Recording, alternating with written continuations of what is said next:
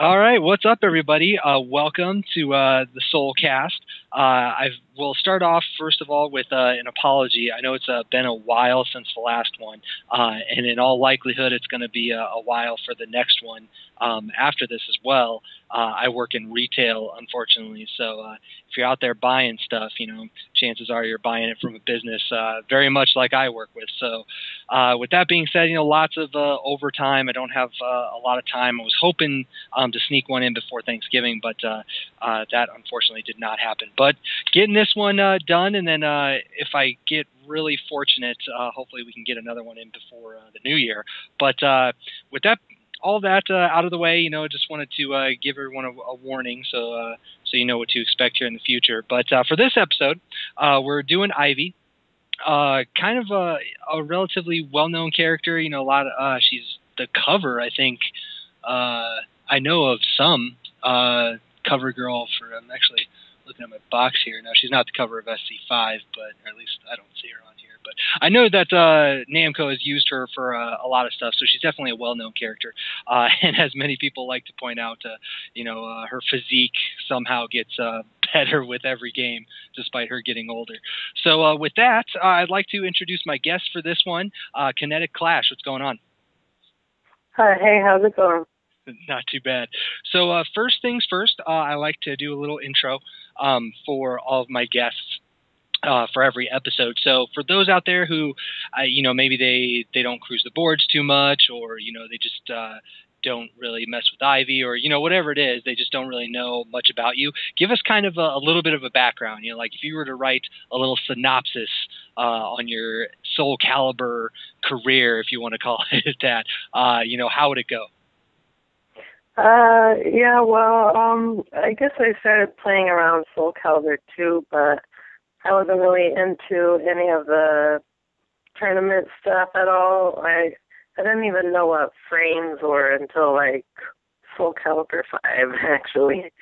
But, yeah, once Soul Calibur 5 came out, I decided I wanted to kind of get really serious about it.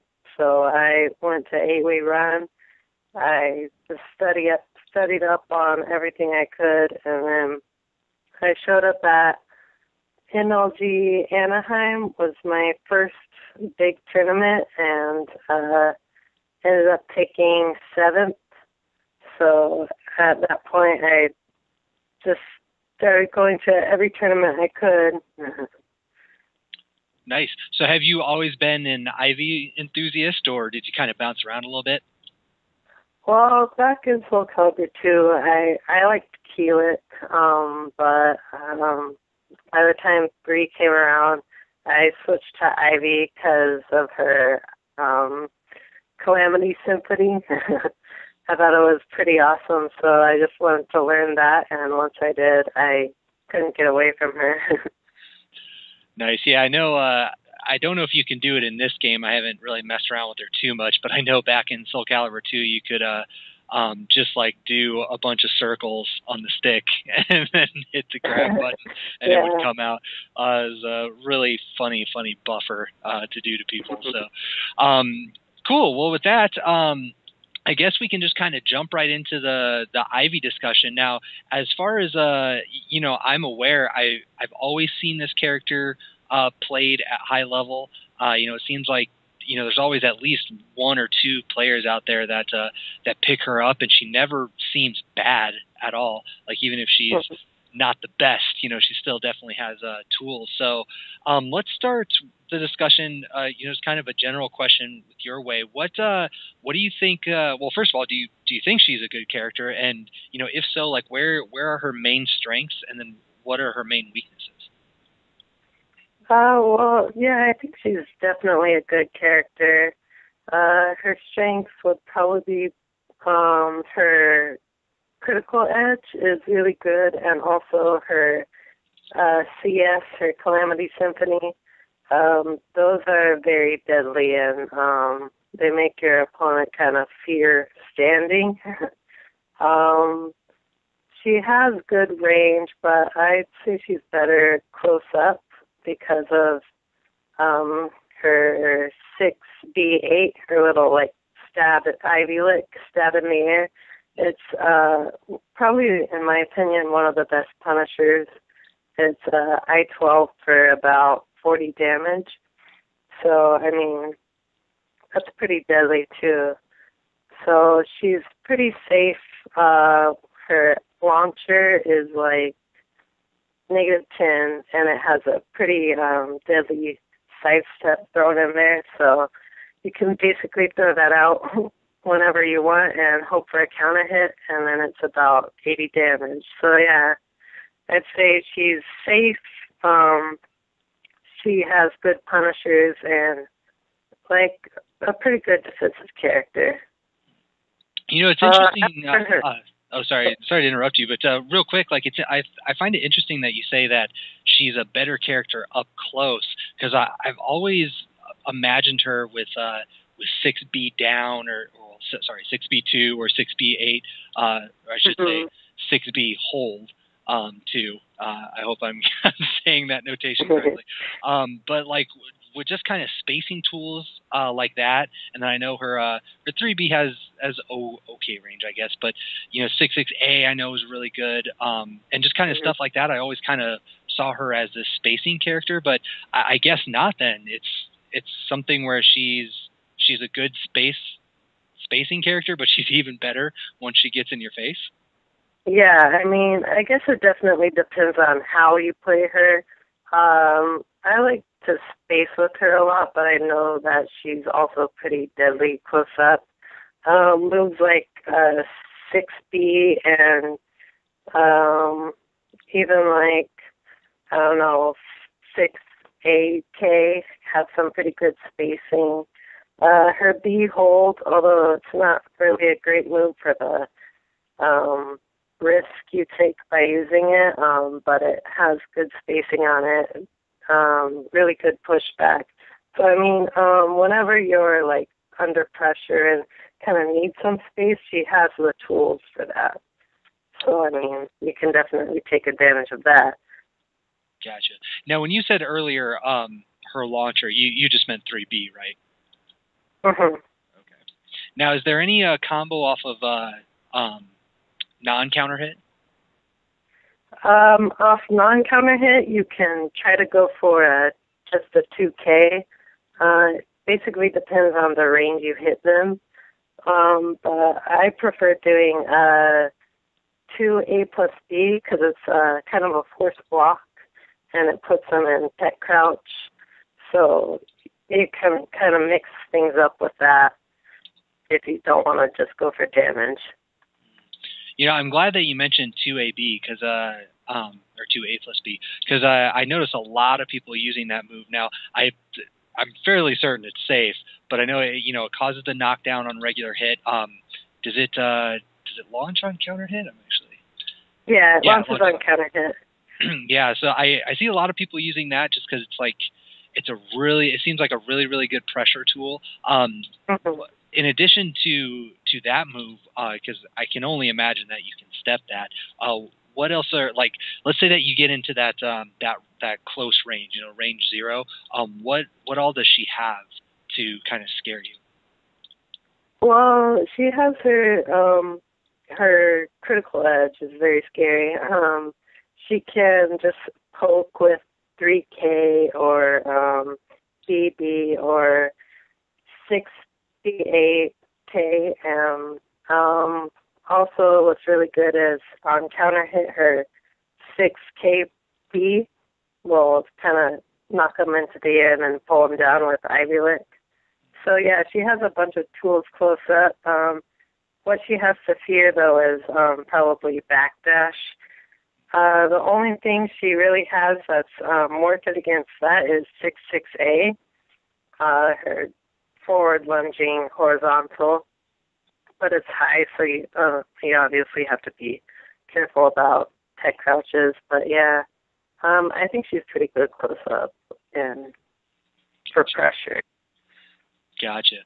So I take it that, I'm fairly certain that 1K is seeable, but like it's just mostly 2K, or there are other lows that are really scary?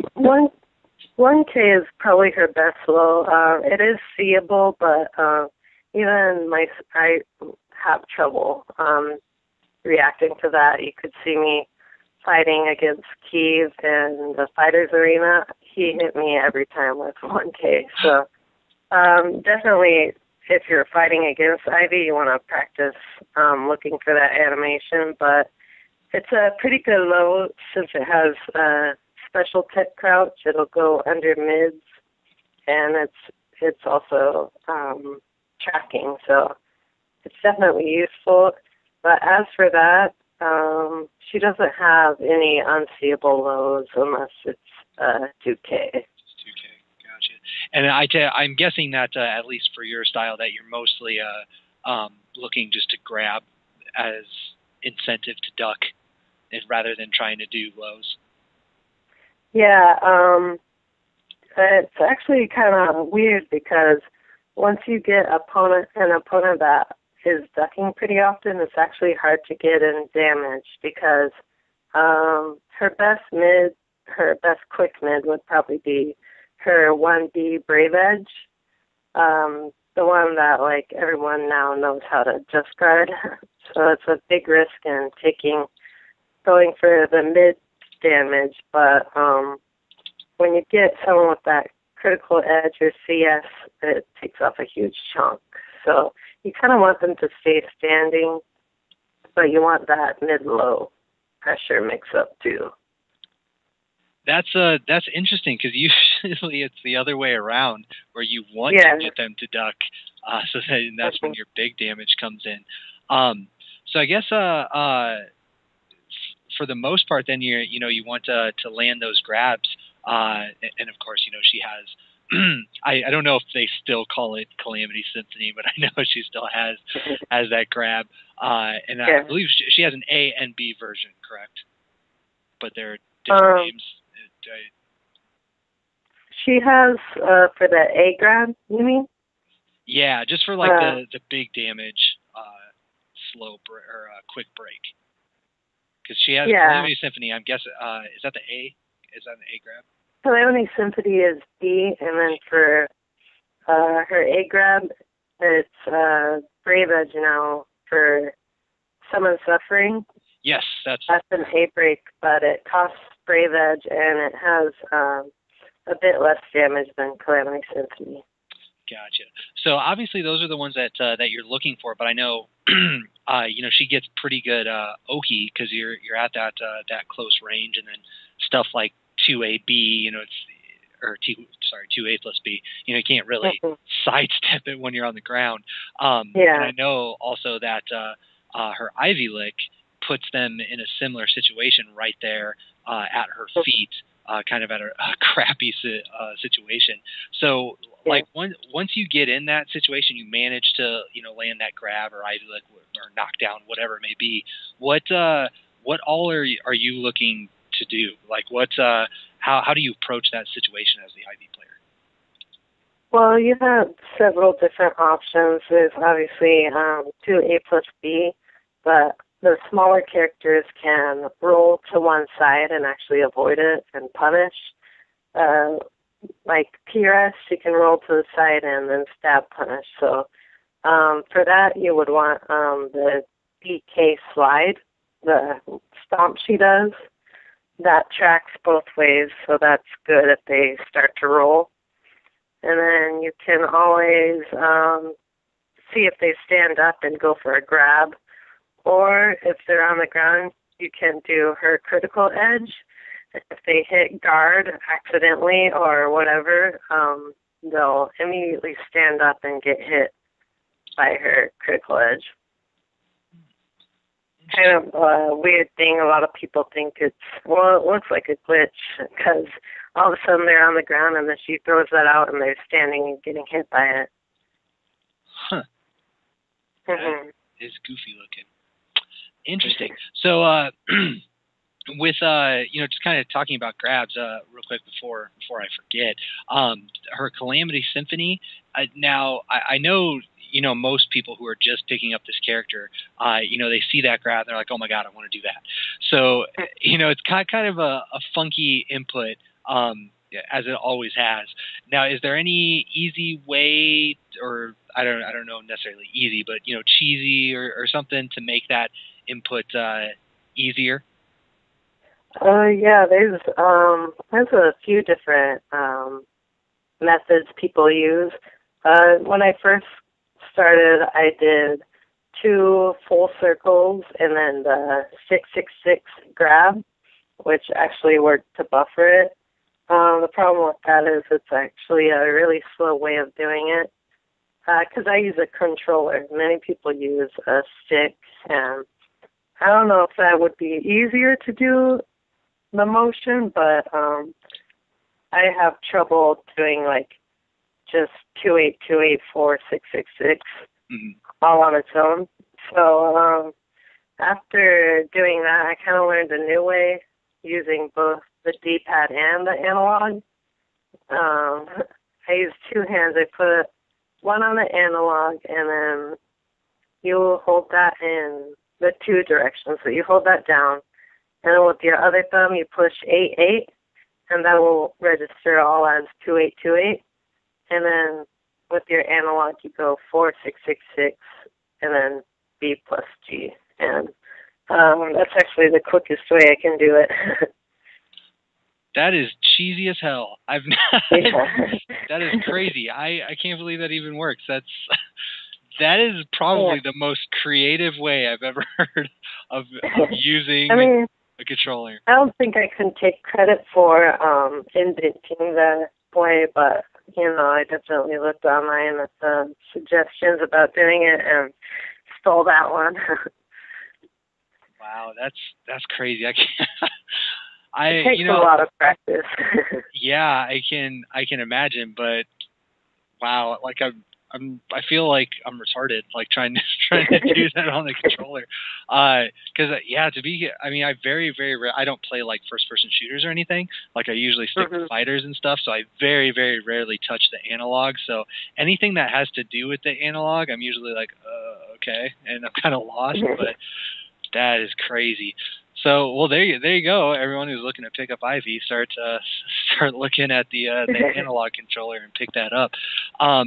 So, out of curiosity, now that you know Ivy and you play her a lot, however you want to describe that, do you find yourself using CS a lot, or are you picking and choosing your moments?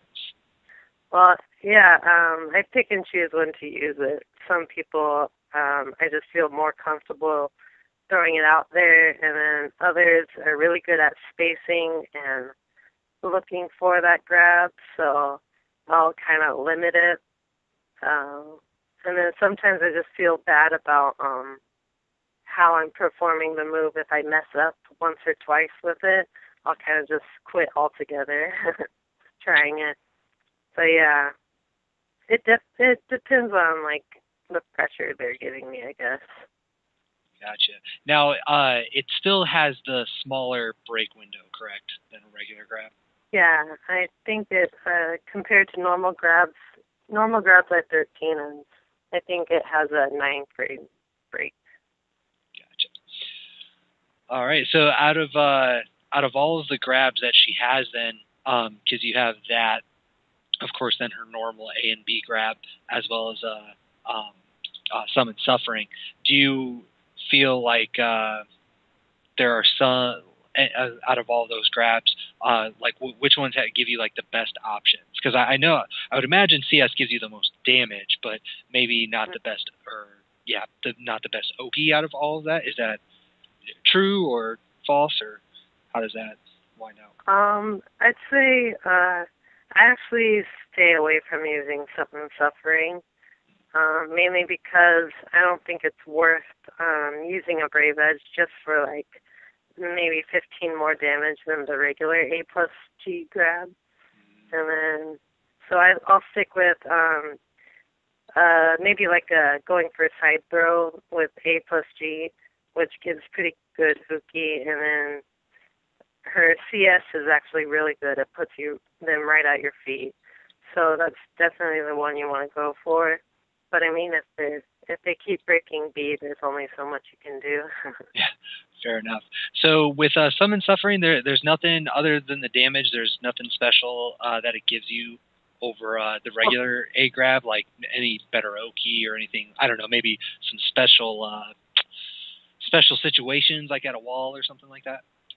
Well, it gives you a clean hit chance, so there is that chance that it could do pretty decent damage, but it's an unlikely clean hit. It's actually pretty good if you need to finish them off.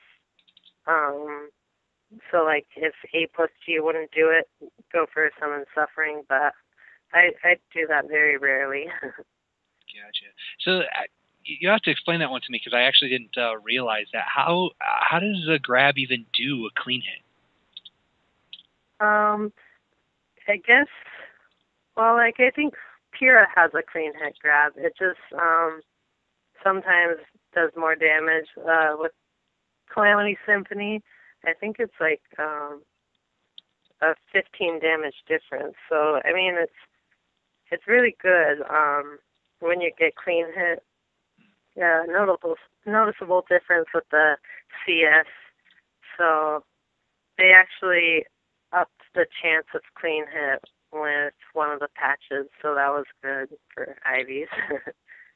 Interesting. Yeah, I guess that's I never really noticed that grabs do a little bit more damage sometimes, but I mean, to be fair, I'm sure I don't play it nearly as much as some people do.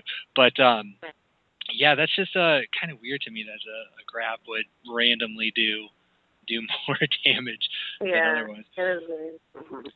Cool. So, man, that's I think that's all the questions I have about like grabs and stuff. Was there anything else that you wanted to add or throw in there before we kind of move on to another topic? Not that I can think of. Her critical edge is obviously a good grab too. It does 100 damage. So, and after her critical edge, sometimes you want to go for like a 9B, her little jump poke. If they roll at all, it'll hit them and add extra damage. So that's also a forced block after her critical edge throw. Nice. Well, I'm glad you mentioned that right before we switched topics, because that's actually a good segue into my next question. Because we talked a little bit about Summon Suffering and how you kind of avoid it just because it, risk reward's not really worth it, especially since you're paying bar to do it. But with that being said, are you like, as far as her meter management goes and her brave edges, obviously you've said a few times now that her CS is really good. Are you usually saving your bar for the CS, or like what sorts of things are you looking to accomplish with your bar? Well, the thing I usually save it for is her critical edge. Yeah, mainly because all of her other brave edges have that risk involved where if they just got it. You can change her 6B8 into a brave edge, which that's a little arrow move she does, which gives you a wall splat. So if you're near a wall, you definitely want to use that version. But it only adds 10 damage otherwise, so that's not really worth it. If you notice that they're backdashing a lot when you're up close, you can try to go for 6B Brave Edge, which pops them up only on counter hit, which does about 80 damage, I think. So that's also a good option. But other than that, I notice a lot of the times I'll have meters stocked up that I'm not using just because it's pretty risky.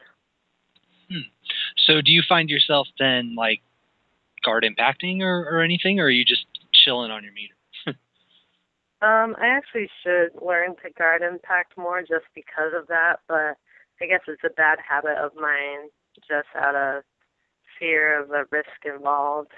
I'm kind of a safe player, probably to a fault, but yeah. Gotcha. Yeah, that's that makes sense, and that's one thing that's for whatever reason a lot of people don't, at least I find, don't seem to talk about too much. Like, everyone talks about how good guard impact is in this game, and it is, obviously, you know, it does lows, mids, and highs. But if you miss it, you know, it's a free launch for, you know, for all intents and purposes. So I guess that's you know, it's something to consider. But if you're good at it, obviously you're going to get some beefy damage from it. Yeah. So it sounds like, you know, her, outside of her critical edge, her you know, her meter's not insanely important. Right. But, you know, with that in mind, you know, the critical edge, I guess, you know, that's a full bar. So, you know, saving up for it probably makes some sense. But in a general sense for meter management, like, even though she doesn't need it, you know, it obviously makes her better with the CE and everything. Do you, like, overall, even though you don't use it, do you think, like, her other brave edges, like, are they useful at all? Or would you, even if you knew how to use them, you probably still wouldn't use them very often? I don't know. Her brave edges, I'd say they're like kind of below average, but I mean, Kira only has like one brave edge, so I guess I shouldn't be like takers can't be choosers. Yeah. But I have probably her brave edge that I pass up a lot that I probably shouldn't use more is her 1B brave edge. Simply because against some characters it gives her, on block it'll give her a guaranteed 6B 8K, but on other characters she only gets a 4B. But again, a lot of people know how to just guard that. So if they don't, you can definitely take advantage of the free damage you get on block. But if they do, you want to avoid that move. So actually, I have a question about that, because I usually, you know, I very rarely play against Ivy. So that she gets free stuff on block after the 1B brave edge? Yeah, she does. It's character specific. Only the bigger characters will get hit by the guaranteed follow-up, unless you use 4B, which is just like a little 11 damage poke. Interesting. So does she get more if it hits, or is it just, you know, a free attack? If it hits, she gets to follow up with 6 KB, which does her air grab, and it gets her right next to your feet for about 60 to 70 damage. So I mean, it's good if it's good when it hits too. Interesting. So, but you have to predict if they're gonna duck or not. Gotcha. So, you know, you mentioned that you follow up leads to about 60, 70 damage, depending, you know, obviously on how clean hits and everything, whatever, work. Now, I was going to ask, because it seems like a lot of her stuff, you know, after the Ivy Lick leads to about 80 damage, or, you know, if you her CE does 100, and then if you happen to get the follow-up poke, the 9B that you were talking about, maybe you'll tack on a little bit. But it seems like, you know, off of just like 1 or 2 hits, she's getting pretty good damage off of that. Now, do you find that as you're going through the match that's normal? Like, are you, I don't know, as you're playing, do you find yourself just hitting like pokes more often than not, or are you actually, like, does it happen out that a lot of times you're hitting 3B on counter hit or 2A plus B on counter hit? Like, how does that, like, practically speaking, can you expect that kind of damage? Well, I guess when the pokes aren't working, they're kind of like avoiding them with sidesteps or whatever, backdash. I'll try to go for the counter hit 3B whenever they're on the offense, and that does really good damage. It does like a third of their health, so it's definitely something they have to fear. She also has her another good launch is her full crouch 1B, which launches them over her head. That's probably her best damaging launch. And that doesn't need counter hit, so it's good for duck punishing. And actually, something I forgot to mention with her 1B Brave Edge is it's I-16, so in some cases it can work as a punish for pretty decent damage. Interesting. Yeah, what is stab is what, 13 with Pyrrha? I think is that right? 13 frames. Sorry. What's that? Pyrrha's stab, that which is pretty much the whole range. I-14. 14. Okay. Yeah, I knew it was around that range. Well, that's not too bad. Just a couple frames slower than stab. It lacks the range though, so I mean you gotta watch out for that too. Gotcha. So in general, like when you're just kind of playing your normal game, unless you hit a counter hit, it sounds like you're not gonna get the 80 damage. Although obviously that's really good damage if you do land a counter hit. But in general, do you find that her moves are good damage, average damage? Like where would you put them? I mean, they're probably average to maybe below average, unless it is counter hit.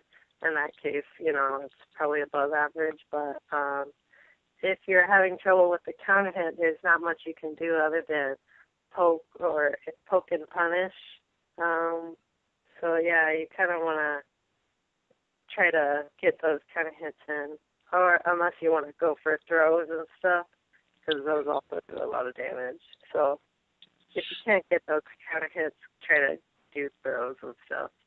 Gotcha. So you started out, or we started the discussion, you said that you're more of a spacing player. So whether you play the spacing character or you're trying to, put on the pressure a little bit, are you hunting for counter hits? Are you trying to set up for that? Or are you just trying to, I don't know, make them stop and then get a grab, something more basic that's, the 50-50? Or like how are you approaching that game? Most of the time I find myself looking for the counter hits.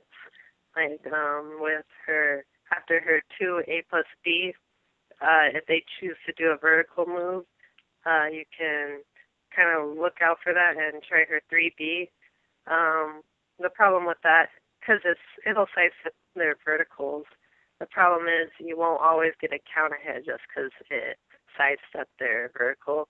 Mm-hmm. But on the occasion that it does, it's pretty good to do that. And also, kind of a weird thing, if she does a slight sidestep to the opponent's right, I believe, and then does her 3B, more often than not, it'll combo with her 6B8 and give you the damage it would if it was a counter hit. So that's kind of interesting too. So you're talking doing that on just normal hit, or you're more likely to get? Oh wow, interesting. Yeah, if you do a slight sidestep up or to their right, and immediately you do 3B, it'll angle it to where it'll combo on normal hit. Interesting. So to go back, oh sorry, go ahead. I was just gonna say that when Keeve chose Ivy as a secondary, that's something he would hunt for a lot. Is he would try to get them to duck, sidestep to their right, and then throw out a 3B. It wouldn't counter hit, but it would give him that combo. Crazy. So to go back just a little bit, so when you're playing that spacing game, you're trying to, I guess, predict your opponent rather than play like maybe a punishing sort of game and just wait for a whiff? Yeah, exactly. A lot of the times, I don't even notice it, but I'll throw out a move at range that'll whiff, and then immediately we'll follow with 3B when they come in to try to hit me and try to get a counter hit that way. But obviously, once they figure that out, they can just space me out and not go in for the hit. And avoid my 3B. Gotcha. You know, that's an interesting take, though, because usually when you hear or somebody says, you know, that they're spacing or they're playing a spacing game, it's usually the goal is to get your opponent to whiff and then punish that whiff, you know, with whatever big move you have. But it sounds like you're actually using the spacing to set up, you know, you could say counter hits, but set up like, what's the best way to say it? Like, I guess a timing sort of game. Where as opposed to you're using space as a form of time. I know that sounds really weird saying that, but you're, you know, you kind of you can judge how fast moves are going to come out and better judge counter hits by using space as opposed to just counting your frames, I guess you can say, from block and hit, which is really interesting. I don't hear a lot of people talking about it that way. So yeah, I mean the thing about Ivy, she doesn't really have that great of whiff punishes unless she's sidestepping. In that case, she has her 8-8B and then her 5-hit just frame, which does like 90 damage. Of course, it's hard to do consistently, but that's probably her best whiff punisher. Other than that, she doesn't have much because, you know, she needs that counter hit. So definitely spacing for, you know, trying to get the frame advantage just because you're spacing them out is probably why I use it the most. Gotcha. All right. Well, let's see. That's trying to look at all my little topics here, see what else I got. Oh, so you just mentioned you know, she's not the best whiff punisher. So you mentioned 1B earlier, the 1B Brave Edge, as a potential punisher. Does she have anything else that's good on maybe block punish? Or is she just kind of bad all around? Well, I mean, for block punish, she has that Brave Edge, and then she has the really good punish, 6B 8K. That's I-12, so it'll punish pretty much anything. It also has pretty good range for, you know, the animation. So, I mean, that's probably her best punisher. Other than that, you know, her 3B wouldn't be a good punish, even if she did have the frames to do it. It'd only give, like, 35 damage. So, yeah, you'd want to probably more often go for her 6B 8K. Interesting. So, 6B, man, that for whatever reason that notation is like really messing with me. Like I keep messing it up for some reason. If you're not used to it, kind of doing that sliding motion is kind of goofy. But that's man, that kind of sucks, I guess, in the Genesis. But I mean, you're as far as like actually playing the game and you know moving around and forming a game plan, I guess you don't really have to worry about the whole reaction timing too much, because for some characters, you know, that's really big. Like for Pyrrha, for instance, if you don't know what you can punish and you're not spot on with the stab, you know, you could be missing out on a lot of damage. But it sounds like Ivy doesn't get that regardless, so you don't really have to worry about it too much. So I guess it's something to, you know, ease your game plan a little bit, making it a little more simpler or a little more simple. So so I guess so that's it then for her punishing then, huh? Just yeah, pretty much. I mean, she has a good her duck punish, like if they do a mid followed by a high, where you can duck in between them and then punish them. That's actually really good for like 80, 90 damage. But you know, other than that, she's not the best punisher, but I think it's easy to punish with her. So, and pretty riskless in terms of like messing up, because 6B8K is fairly safe. I've actually never had someone punish that, although it's possible. It's possible to jump in between the two hits and punish her. Interesting. So, you mean jump to low? Okay. Yeah. Okay. You can jump that kick with a jump attack and punish her, but I've actually never seen anyone do that. Interesting. Okay, well, the only other thing really that I have on my list here is her ring out and wall game. So I'm guessing, most characters obviously prefer the ring out to the wall. Does she have a lot of ring out tools? Compared to how she was in Soul Cover 4, she has a lot less options now. Her 68 Brave Edge, although, it's an arrow shooting at them, like, it looks like a cannon attack for ring outs, but it actually has very bad ring out range. It's better for wall splats. Her 3B can ring out. She doesn't have the best options. Her 1K can actually ring out. But yeah, other than that, she's not the best ring out character. She's no Nightmare or Astroth, so. So the 1K you mentioned, I take it you have to be really, really close for that to ring. Yeah, you have to be really close for that, and it's weird because 1K is actually the same as her, like, 22K or 88K, but those versions won't ring out. Only her 1K will. Interesting. So she doesn't have anything that like pushes out or kind of guides you out, like after. Well, I guess we've already talked about the juggles. It's mostly Ivy Lick stuff, so I guess that's not really going to help you to ring out. But I'm guessing she doesn't have any like push moves or anything to get you there. Well, you could try 6-6B Brave Edge, but of course when they're up against the wall, they're going to want to sidestep, so they'll dodge that move and get out of her way.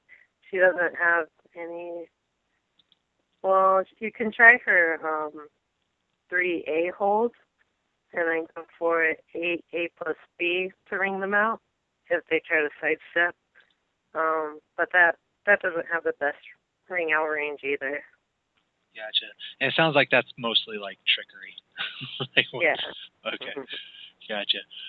Okay. Well, is she any better at the wall? I guess. Does she have like any really scary like wall splatting stuff? Yeah, she actually does have pretty scary wall stuff.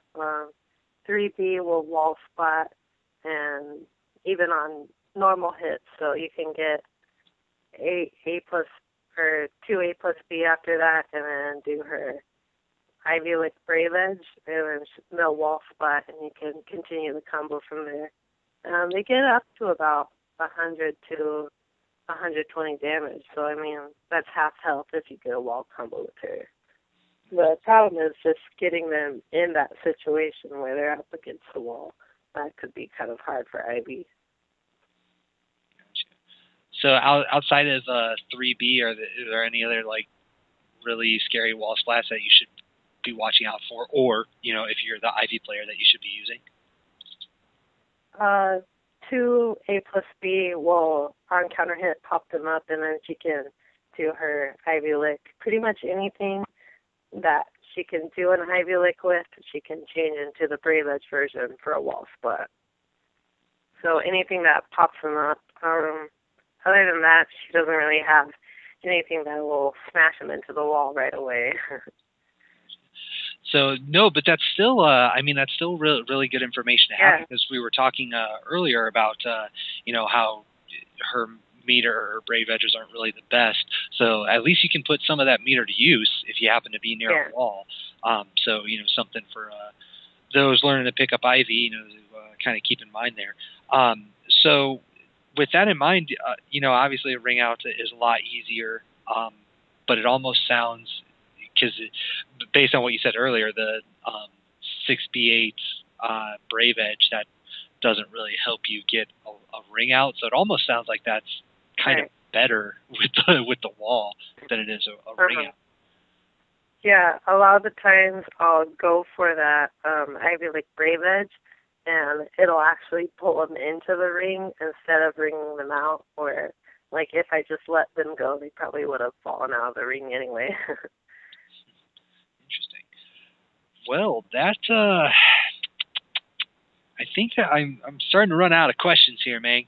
I think let's see. We talked about the wall. Well, I guess before we move on from the wall, is there anything else notable that that you like to do, or you notice at the wall that we haven't discussed yet?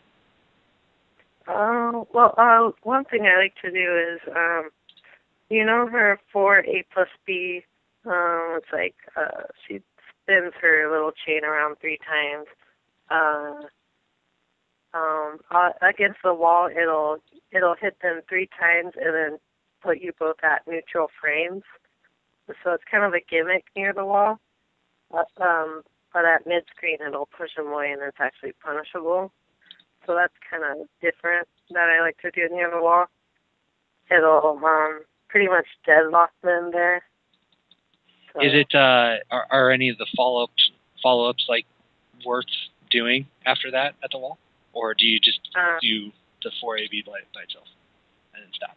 Yeah, I do the 4A plus B by itself because it has the B follow-up, but it's sidesteppable, and highly punishable. And I don't really like to do it as much. It does have good guard damage, though, but I don't think it's worth it. I'd rather go for the frame advantage. Gotcha. And that's it? Nothing else that you can think of at the wall? Let's see. 6K plus, or 6KB is pretty good. It'll most of the time catch them if they try to sidestep, and it'll kind of push them back into the wall. You can do 6KBK, and a lot of the times it'll get all 3 hits in, whereas at mid-screen, the B misses. Interesting. I have to admit, like, some of her notations are not only a mouthful, but they're kind of goofy just to get used to. Like the whole, I'm still like messing up the 6B8 a bunch, like trying to get it down. Like, because like I try to slide it, but for whatever reason that doesn't seem to be working a whole lot. Try doing like a 6B9. That's easier. It's kind of like, I don't know, it takes getting used to, because in Soul Calibur 4 I think it was 8B plus K, which was a lot easier to pull out. Yeah, that's what kind of threw me off. Like right when I put in the game before we started talking, I was just kind of messing around, just going through the move list, whatever. And I did 8B plus K. I was like, what the fuck is that? That is not Ivy Lick. I don't know what that is, but that's not the move I'm trying to do. But yeah, that's a little obnoxious, but oh well, I guess. Interesting. So, one thing I was going to ask about against sidesteppers. I know you mentioned BK in certain like Oki situations, but just in general, I know 66A. I see people using that a lot. Are there any other really good anti-sidestep tools? That's actually probably one of Ivy's weaknesses, is she doesn't get a lot of damage from her horizontals. Her best sidestep killer would be 3A holds, and then you can follow it up with slide BK. But it has good range, but it's about 50 damage, and it's also launcher punishable, so you have to be careful with using that. Other than that, against someone who's sidestepping, you want to try to stick to her Calamity Symphony. That's probably her best sidestep killer. Gotcha. So, actually, that brings another question to mind to, I guess, kind of wrap up the discussion of her in general as a character. You mentioned just now how that her horizontals are a little bit of a weakness. So, in addition to her horizontals, like what other weaknesses does she have, and how do you go about, I guess, masking those would be the best way to phrase it. Like, what do you do to make them not a big issue as you're playing? Well, yeah, with the horizontals, I mean, against someone who's sidestepping, it's really hard. You've got to throw out a lot of 3As and have really good reads with them. 6A is also pretty good if they're at range and sidestepping, but it does like 30 damage. It's also pretty risky. So yeah, you want to have extremely good reads against sidesteppers, and then you'll kind of mask the fact that it's a weakness. Another thing is, compared to how she was in Soul Calibur 4, she's a lot more basic in this one. She's kind of like very limited move list, so whereas other characters have a lot more depth, you kind of have to stick to certain moves with her, and you just kind of want to mask that by varying your attacks as much as you can. Gotcha. So I guess that's really all the questions I got. I think you just said it. You got to stick to a certain move set when you're playing with her. So with that being said, is there anything that we didn't cover that you think is really important, whether you're learning to fight against her or to play her? Not that I know of, but I mean, if you're just starting out as Ivy, you got to get used to that 6B8 slide. You got to find a way to do her Calamity Symphony really consistently. Also practice her 5-hit just frame. And once you got that down, you can go from there. But, I mean, those are the basic, like, tough things you got to learn about her first. Gotcha. Before you move on. So your opinion of her in this game, do you think she's just like an average to above average character? Or do you think she's maybe at the top or maybe at the bottom? Where do you think she fares compared to the rest of the cast? I mean, I think she's probably a little bit above average. I just think, she's probably not the best character for me personally, which is why, I don't know, maybe that's why she's not seen at the top of Ala, but I think she's above average. It just depends on how you use her. But yeah,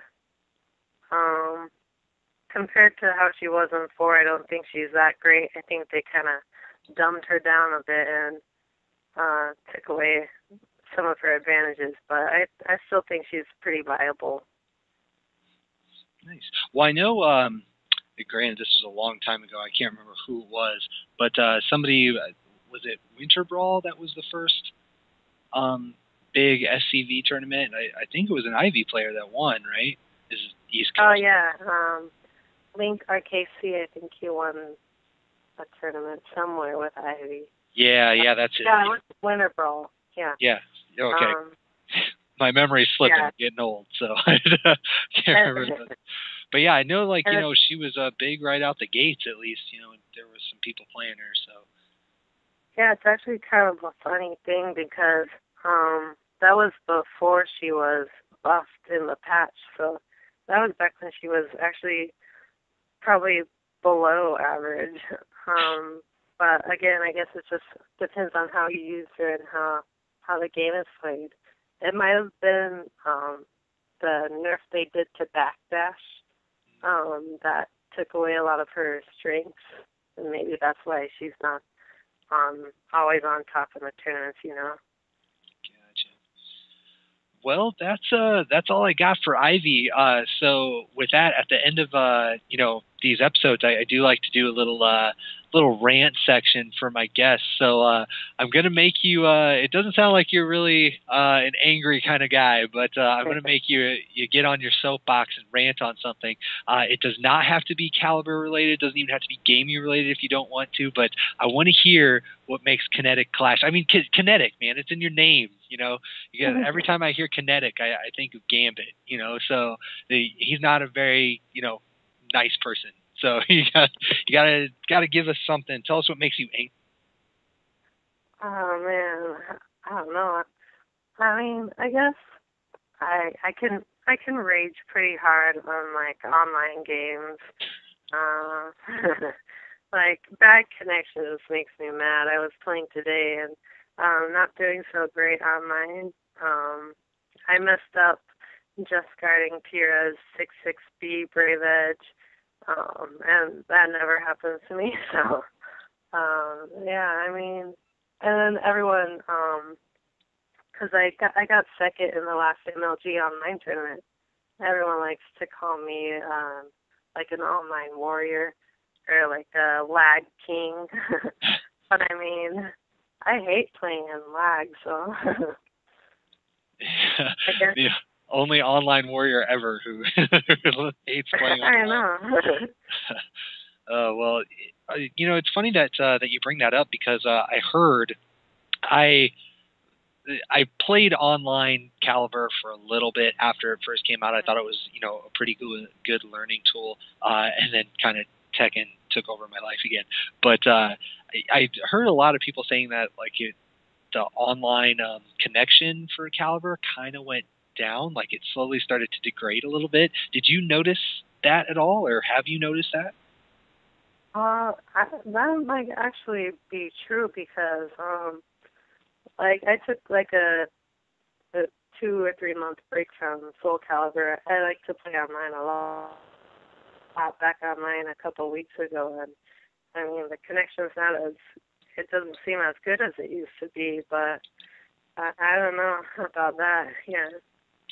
Yeah, I was just curious if you had heard anything, because I've heard from a couple of people that say they felt like the lag has gotten a little worse as time has gone on, which just it just seems weird to me, you know, like why there's like no real explanation for why that would be occurring, but oh well, it is what it is. Hopefully, you know, one of these days we'll have lag-free matches in fighting games with no problems. You know, 3 bars and you still have no lag. You know, that'd be amazing. That's great. Well, that's really all I have. I do like to give my guests the last word. So if you have any shout-outs, or if there's maybe something that you wanted to talk about or chat about or get out there, you know, feel free, man. The mic is yours. I don't even know. I guess I just like to shout out to all the chat monsters on the 8-way run 24/7 Xbox Live chat. I go on there a lot and I like to talk to them, so I'll just shout out to them. But yeah, I think that's it. That's it. No shout outs. You'd like to thank Jesus Christ, Lord and Savior, for these awards. I'd like to thank my mom and your whole family for being there, supporting you. McDonald's for paying the bill. You know, yeah. Shout outs to Ronald. Oh, funny. Anyway, well, that's all I got. Thanks, again for coming on and telling all these scrubs what's up with this character. Are we to expect you at any future tournaments? Are you expecting to go to EVO or anything this year, or any of the? I don't know. Are they even doing Soul Calibur? I know NEC is. I don't know. If they did do it at EVO, I would probably be there. Yeah. Well, you're in Arizona, right? I mean, you're like a stone's throw away. So. Yeah. But other than that, recently there's been a lot of West Coast tournaments that I haven't been able to go to. So yeah, if it's at EVO, I'd definitely like to go to that. Interesting. Are you like, if they do any more MLGs, are you going to go to any of those, or? Yeah, I love MLG tournaments. So yeah, but I heard they were quitting on Soul Calibur, so I don't know about that. Oh yeah, dear. I don't pay attention to MLG too much. I don't know why. I just don't. But I know they were doing. They're still doing Mortal Kombat, and they've started doing Tekken a little bit. But I heard that they were doing Street Fighter, I guess. But I haven't really been paying attention too much to it. So I just kind of asked without thinking about it. No love for Soul Calibur there. Guess not. Well, that's really all I got, man. So thanks again for coming on, and thanks everyone for listening. Like I said at the beginning of the episode, it may be a little while until the next episode, and I do apologize for that, but it's work. I got to pay the bills, and if they say I got to be there to work overtime, then I got to be there to work overtime. Just the way life is. But we will keep going on. I promise we'll get to every character eventually. It's just going to take some time, but hopefully these episodes will teach you a little bit of something. Give you something to do in the downtime. And maybe even help to keep this game alive a little bit. But with all that being said, that's all I got. So for Kinetic Clash as well as myself, thank you for listening, and we will catch you next time.